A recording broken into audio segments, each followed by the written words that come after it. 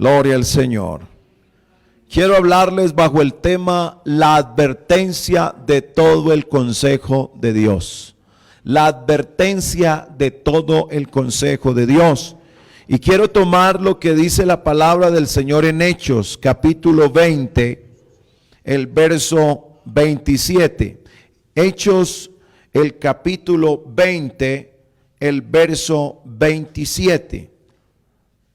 Porque no he rehuido anunciaros todo el consejo de Dios. Porque no he rehuido anunciaros todo el consejo de Dios. Ubíquese, tenga la bondad.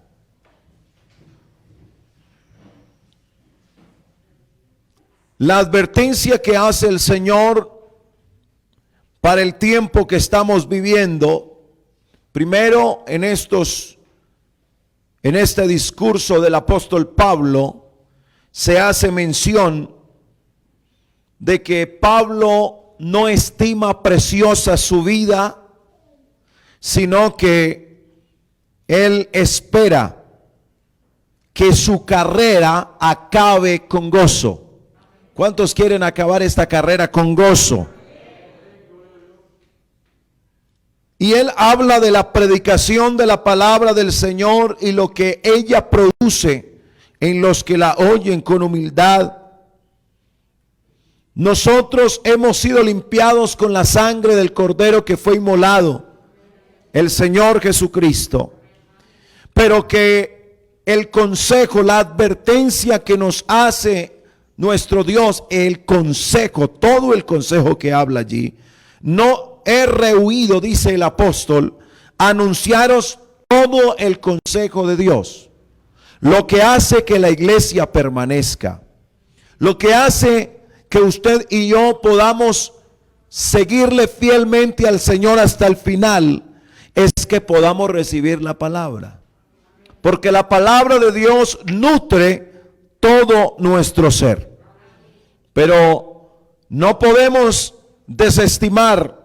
Y hablando de todo el consejo de Dios, es importante entender que todo el consejo de Dios habla de la salvación, habla de la creación, habla de la elección, habla de la redención, habla de la justificación, habla de la adopción, de la conversión, de la santificación, de la deidad de Cristo, de la glorificación, del arrebatamiento de la iglesia, de la esperanza de la vida eterna, de la vida abundante que tenemos en el Señor aquí y del juicio venidero. Esto habla de todo el consejo de Dios. Pero ese consejo de Dios también trae unas advertencias, cosas que han de ocurrir en los posteros días. Y nos advierte la palabra del Señor de lo que va a ocurrir. Y además de que el Señor llene su iglesia de su poder, tenemos de parte de Dios un consejo. Y es que tengamos cuidado con las doctrinas de demonios, que tengamos cuidado con la hipocresía de mentirosos. Esa hipocresía de mentirosos son los que tienen apariencia de piedad, es decir, apariencia de cristianos, pero niegan su eficacia con sus hechos. En Tito capítulo 1, el verso 15 y 16, nos dice, todas las cosas son puras, ¿para quiénes? Para los puros, mas para los corrompidos e incrédulos, nada le es puro, pues hasta su mente y su conciencia están corrompidas. Profesan conocer a Dios, pero con los hechos lo niegan, siendo abominables y rebeldes, reprobados en cuanto a toda buena obra. Esto de la conciencia cauterizada que se está viviendo en este tiempo. La conciencia cauterizada es cuando se pierde toda sensibilidad a las cosas espirituales de Dios. Y cuando una persona tiene la conciencia cauterizada, dice Efesios 4:19, ¿cuál es el peligro? ¿Cuál es la advertencia de la palabra de Dios cuando se tiene una conciencia cauterizada? Dice, los cuales, después que perdieron toda sensibilidad.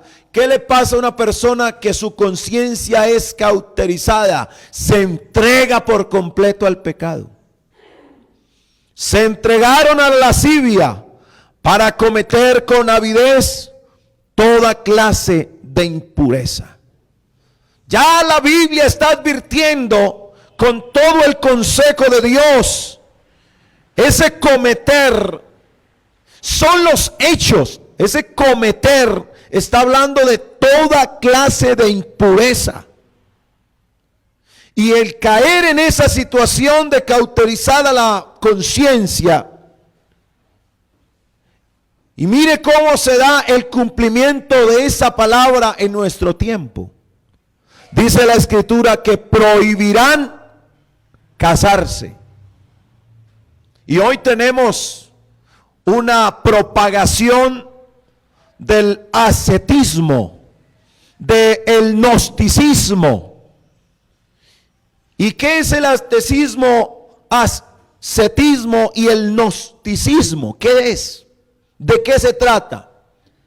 Los que practican el gnosticismo y el ascetismo es tratar de alcanzar la santidad y perfección a través de la negación extrema de cosas que son naturales y humanas.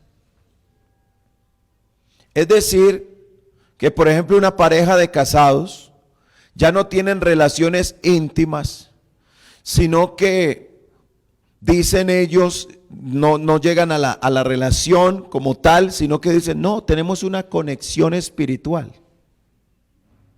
Así lo manejan ellos. ¿Y por qué lo hacen así? Que para tener una perfección en la santidad. ¿Usted se imagina hasta dónde está llegando esto?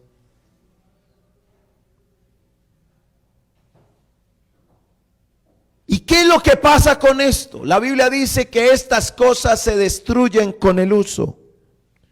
Colosenses, el capítulo 2, hay una advertencia en el verso 20 al 23 cuando nos dice, pues si habéis muerto con Cristo en cuanto a los rudimentos del mundo, porque como si vivieseis en el mundo os sometéis a preceptos tales como no manejes, ni gustes, ni aún toques. Mire esto, ni aún toques.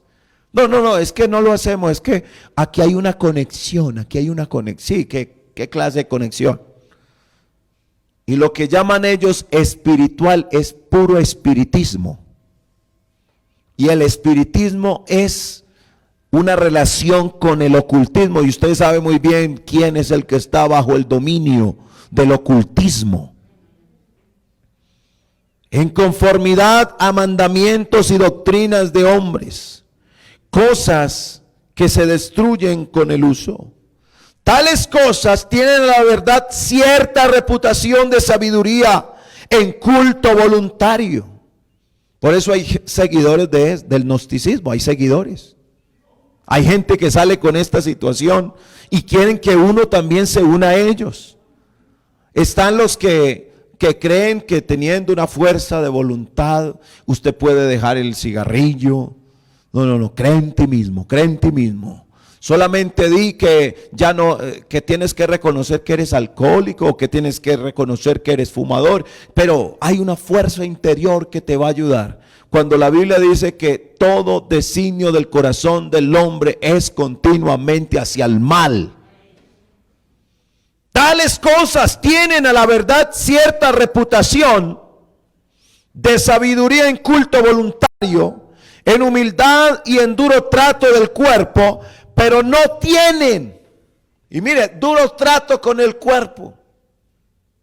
He visto personas que se van descalzas desde aquí a Yarumal, de aquí a Yarumal se van descalzas a Angostura, con el duro trato al cuerpo, porque creen que así van a ser limpiados y perdonados, pero eso no tiene valor alguno contra los apetitos de la carne.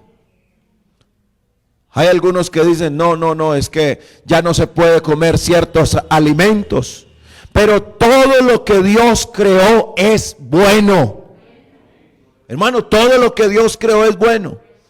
Mire ahorita, hermano, con lo que estamos viviendo, todas esas ramas, hermano, como son de importantes ahora tomar esas bebidas de cúrcuma, de boldo, ayúdeme de manzanilla, de moringa. Oiga, y todo eso Dios lo creó, y mire cómo es de provechoso para nuestra salud. Es muy provechoso. Todo lo que Dios creó es bueno. Viene algo, hermano, que está siendo desechado en nuestro tiempo, y es el matrimonio como Dios lo estableció. Varón y hembra, dice la Escritura, los creó. Y usted va a encontrar, hermano, que en toda la creación hay una aprobación de Dios. Y vio Dios que lo que había creado era bueno. Y utiliza una expresión, era bueno en gran manera. Y mire, hermano, lo que es de provechoso, todo lo que hay en la naturaleza. Mire todos los frutos que hay. Y cada uno de ellos tiene vitaminas para nuestro cuerpo.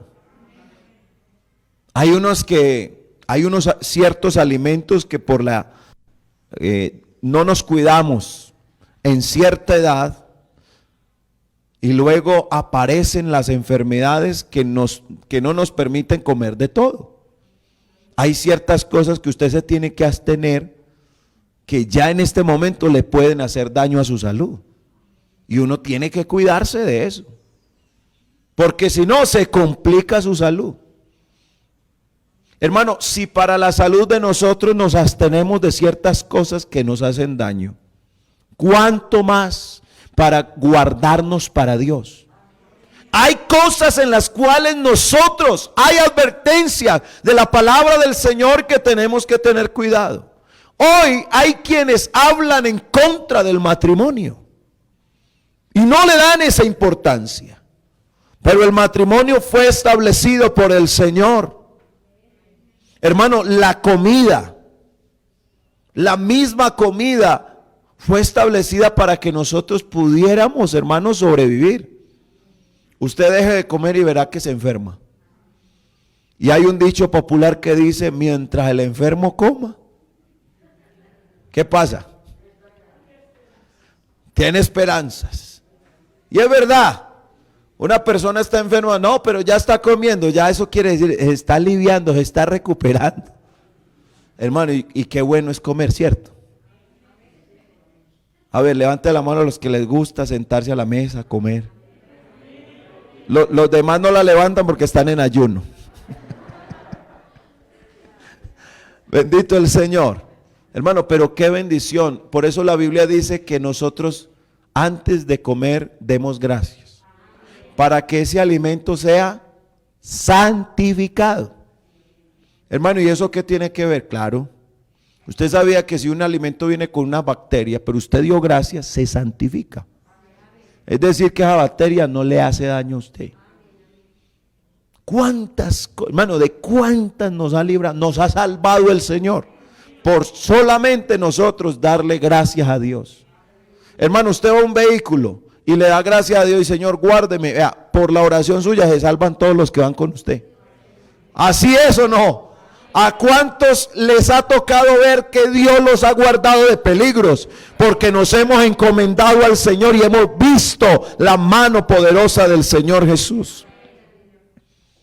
Génesis 1:29 dice, y dijo Dios, he aquí que os he dado toda planta que da semilla, que está sobre la tierra, y todo árbol en que hay fruto y que da semilla, y os serán ¿para qué?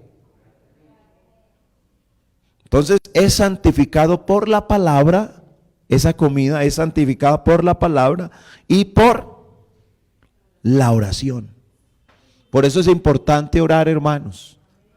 Tener en cuenta al Señor en nuestras vidas, en todo lo que hacemos. Recuerdo, hermano, un compañero de ministerio le sucedió algo. Y es que él estaba por el centro de Medellín. Y vino una persona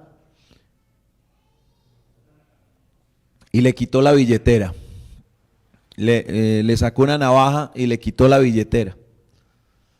Entonces el pastor en ese momento se quedó como así, como inmóvil, y él no sabía qué hacer, y él decía, pero ¿cómo es que me roba aquí, hombre? La bendición de Dios. Entonces como que reacciona en el momento, y el ladrón sale caminando, ni siquiera corrió. Y el pastor se quedó ahí como inmóvil, pero como que cayó. Oiga, en el nombre de Jesús, deténgase. Y el hombre, oiga, se paró. Y no lo miraba, sino que se quedó así. Y en el nombre de Jesús, devuélvase. Hermano, y el hermano no había caminado. Y el ladrón se devolvió. ¿Y usted sabe quién soy yo? Le dijo al ladrón. Yo soy un hijo de Dios. Y en el nombre de Jesús me devuelve la billetera. Y él, hermano, pasmado. El ladrón, pasmado. Cuando ya le entregó la billetera, vea, el hermano sacó un billete, vea para el fresco. Y siguió el hermano el camino. Cuando yo le escuché al hermano, yo decía, hermano, mire las cosas que le pasan. O sea, Dios respalda a sus hijos aún en momentos como eso, hermano. Momentos difíciles. Usted sabe, hermano, lo que es sentir un arma que lo estén amenazando con ella. Pero aún el Señor Jesucristo es defensa para nosotros en medio del peligro. La Biblia dice que en los postreros días vendrán tiempos peligrosos. ¿Por qué estos tiempos son peligrosos? Hermano, porque el que usted crea que está firme puede caer. ¿Usted cree, hermano, porque yo soy pastor, por esa mera razón de ser pastor ya estoy libre de peligros y libre de que me pueda extraviar? No, Señor. Si yo no busco de Dios, también pierdo, hermano, mi lugar. Y si pierdo mi lugar, hermano, ya no voy a ejercer lo que Dios me puso a hacer. Usted y yo tenemos un lugar muy importante en Dios, pero un descuido nos hace salir de donde Dios nos puso. Hay una advertencia en 2 de Timoteo 3:1. También debes saber esto, que en los posteros días vendrán tiempos peligrosos. Por eso ya en la primera carta de Timoteo ya lo había advertido en el capítulo 4, que el Espíritu dice claramente que en los posteros tiempos algunos apostatarán de la fe, escuchando a espíritus engañadores y a doctrinas de demonios. Eso es el peligro, hermano, que se ha extendido los mentirosos. Y usted sabe que una de las cosas que condena la palabra es que los mentirosos no van a heredar ¿qué? El reino de los cielos. No, hermano, es que es una mentirita que lo saca, si quiere que le diga, lo saca de ser salvo. Estos tiempos son peligrosos porque algunos están escuchando espíritus engañadores y a doctrinas de demonios. Estos tiempos peligrosos, podríamos decirlo que son salvajes épocas. Son olas que aumentan con ímpetu a medida que aumenta la cercanía del fin. Y la Biblia habla de la lista de esos hombres perversos de estos últimos tiempos. En 2 de Timoteo 3:2 nos dice la característica de esos hombres y esas mujeres de estos posteros días. Dice, porque habrá hombres amadores de sí mismos, avaros, vanagloriosos, soberbios, blasfemos, desobedientes a los padres, ingratos, impíos. Y hay una semejanza en la palabra de Dios, porque el Señor habla de los escribas y de los fariseos. ¿Y qué dice de los escribas y fariseos? ¿Cómo los llama el Señor? Los llama hipócritas. ¿Y qué es un hipócrita? Alguien que no es verdadero. ¿Y qué es lo que dice el Señor allá en Mateo 23? Hay una lista hablando de los escribas y fariseos y dicen y no hacen. Ensanchan sus filacterias. Aman los primeros asientos en las sinagogas, las salutaciones en las plazas.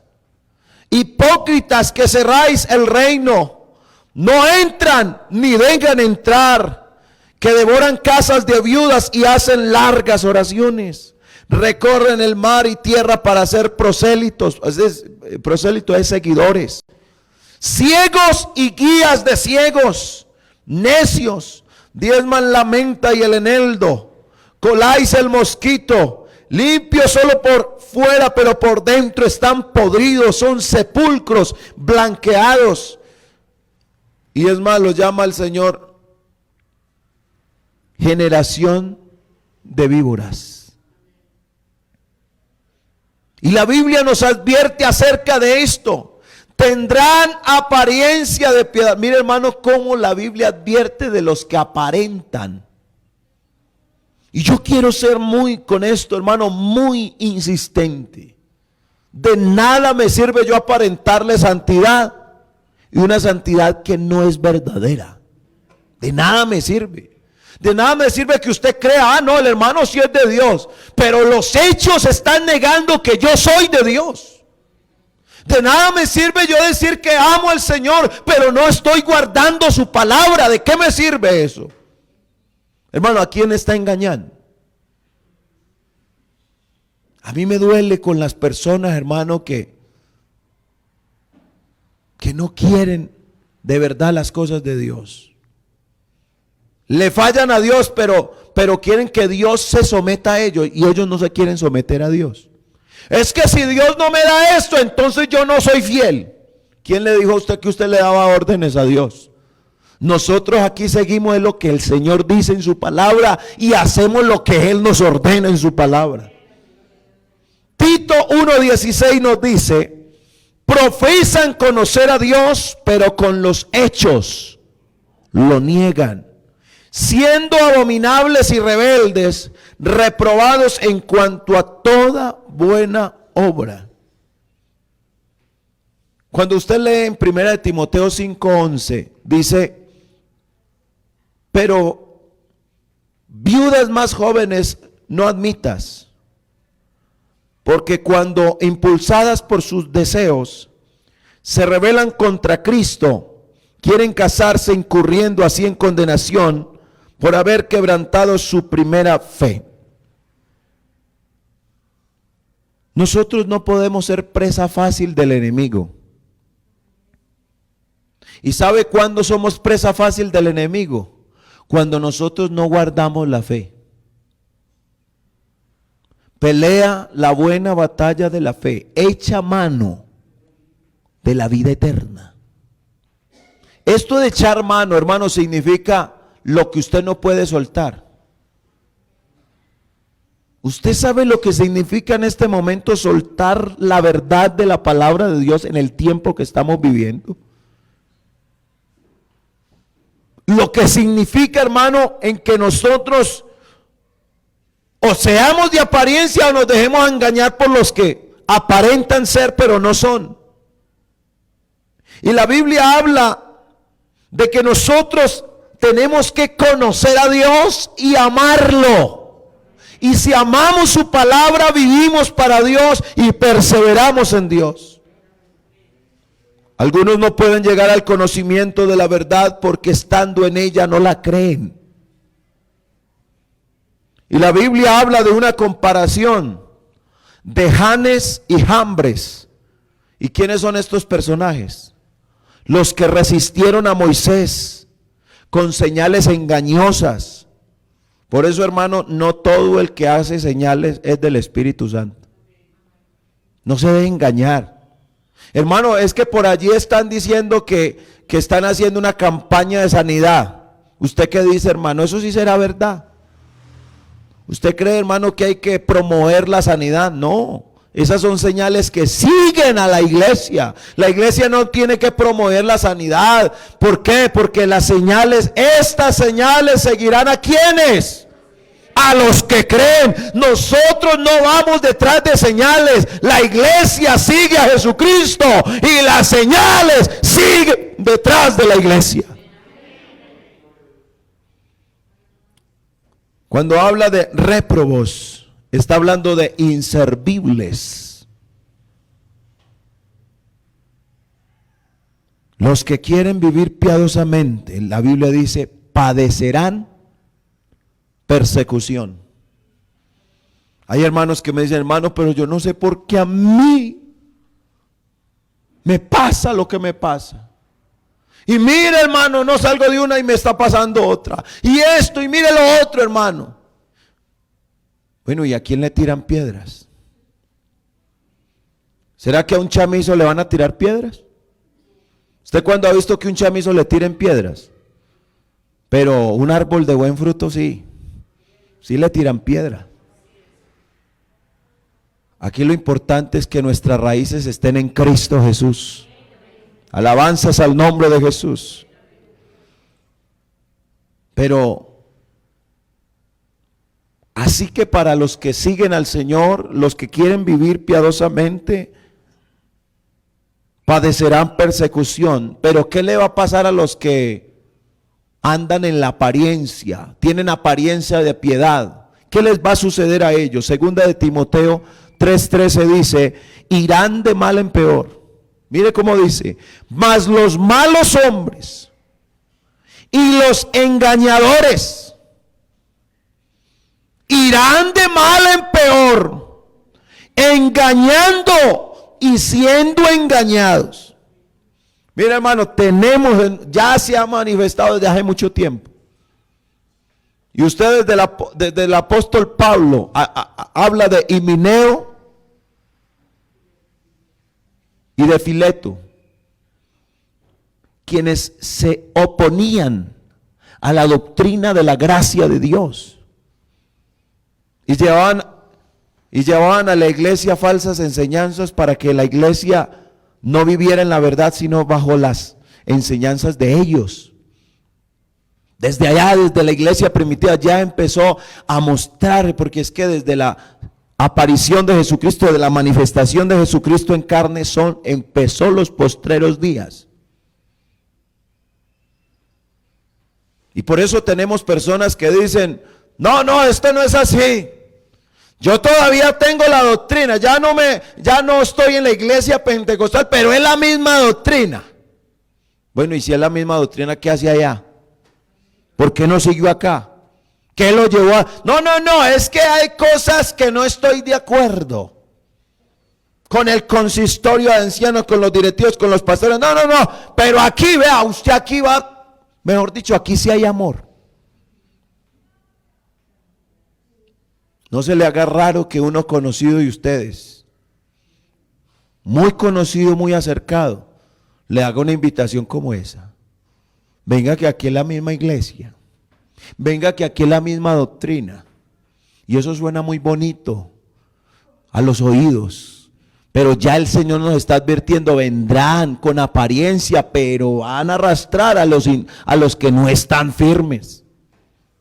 Vea, hermano, yo lo predico. Yo soy pastor de la iglesia pentecostal, pero yo sé, y usted lo sabe también, que no es la iglesia pentecostal la que salva. Es el Señor Jesucristo. Iglesia pentecostal es la razón social, pero aquí lo que salva es Jesucristo. Y usted el día que se bautizó fue en el nombre de Jesucristo. Y se comprometió y nos comprometimos a serle fiel al Señor hasta lo último. Y yo no sé cuántos reafirman eso hasta ahora. Aunque hayan doctrinas falsas, seguiremos en la verdad hasta el final con el Señor Jesucristo. Por eso hay un consejo del apóstol Pablo a todos los que predicamos la verdad, a los que vivimos esta palabra. Te encarezco delante de Dios y del el Señor Jesucristo, que juzgará a los vivos y a los muertos en su manifestación y en su reino, que prediques la palabra. Hermano, lo que más necesita la iglesia del Señor ahora es la palabra de Dios. Que instes a tiempo. Es decir, que instes con urgencia, con presteza, a tiempo y fuera de tiempo, en medio de la popularidad o sin ella. Hermano, que no sea que lo único que lees de la Biblia es cuando leemos aquí. En la casa hay que leer la palabra, meditar en ella. Redarguye, corrige, exhorta con toda paciencia y doctrina. Hermano, la doctrina es la que le da la formación a la iglesia. Por eso hay que enseñar, hay que instruir. Porque en estos posteriores tiempos, dice la Escritura, no sufrirán la sana doctrina. ¿Qué significa eso? Que no va a haber un reconocimiento de la deidad de Cristo. ¿Cuál es la deidad de Cristo? La manifestación del Dios Todopoderoso en carne.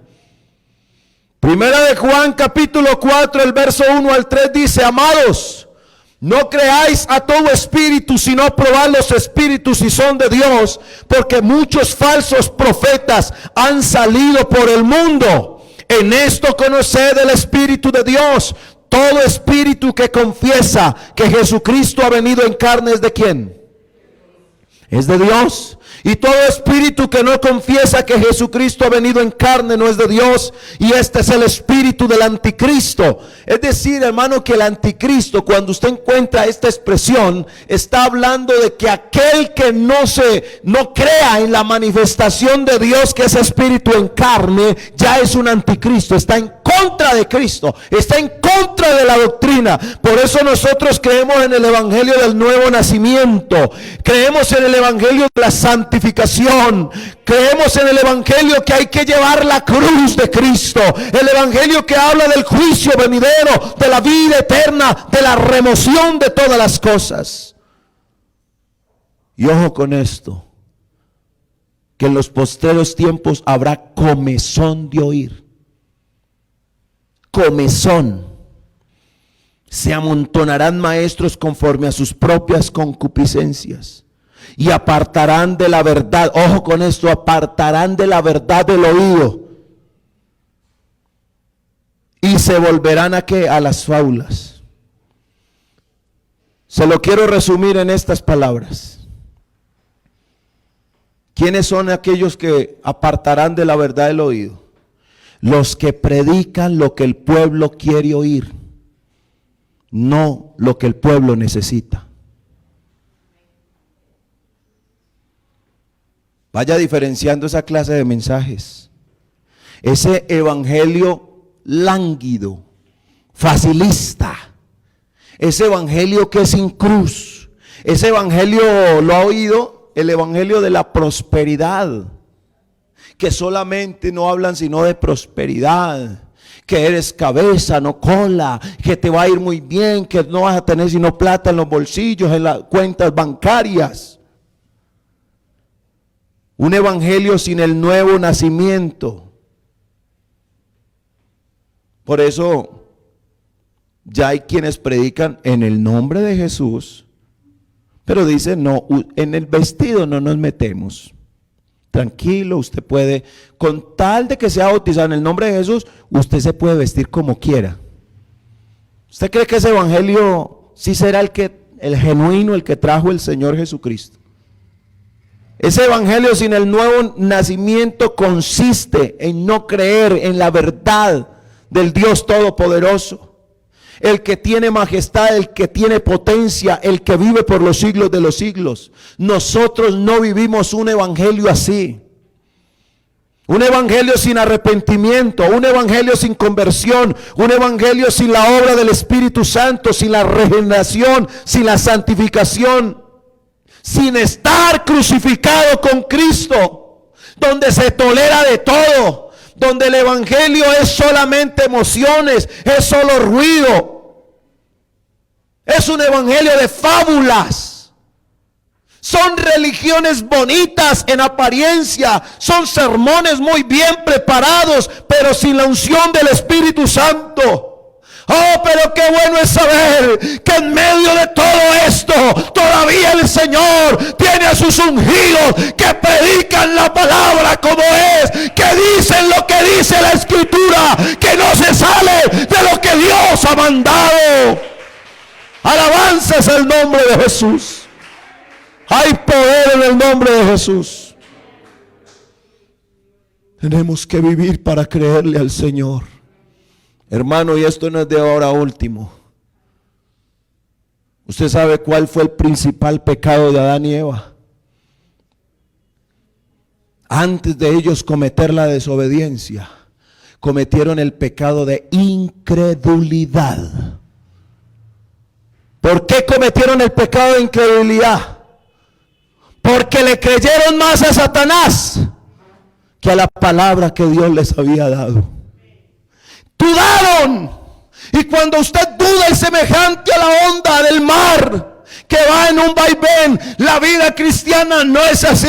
Usted tiene que mantenerse firme. Si está en la roca, si le ha creído a Jesucristo, permanezca en esa verdad. Aunque vengan los vientos contrarios, aunque se levanten las olas, aunque la corriente de este mundo nos quiere arrastrar, nosotros vivimos para Dios. Nosotros nos guardamos para Dios. Nosotros somos de Dios. Alabanzas al nombre de Jesús. Nosotros, hermanos, le pertenecemos al Señor Jesucristo, porque Él nos compró con su propia sangre. Y yo quiero que en esta hora usted y yo podamos decirle en oración al Señor: Señor, ayúdame que esta vida que tú ganaste en la cruz del Calvario siempre te siga a ti, siempre te sirva a ti. Póngase en pie y oremos al Señor. Padre celestial, en esta hora, amado Jesús, te damos gracias por tu eterna palabra. Gracias por hablarnos de esta manera, Señor. Gracias, Señor, por advertirnos del tiempo tan peligroso que estamos viviendo. Oh, Señor, ayúdanos a vivir en rectitud. Señor, ayúdanos a andar en justicia. Ayúdanos a andar en verdad, Señor. Que no escuchemos espíritus engañadores, sino que tu palabra y tu voz, Señor, sea lo único que escuchemos nosotros.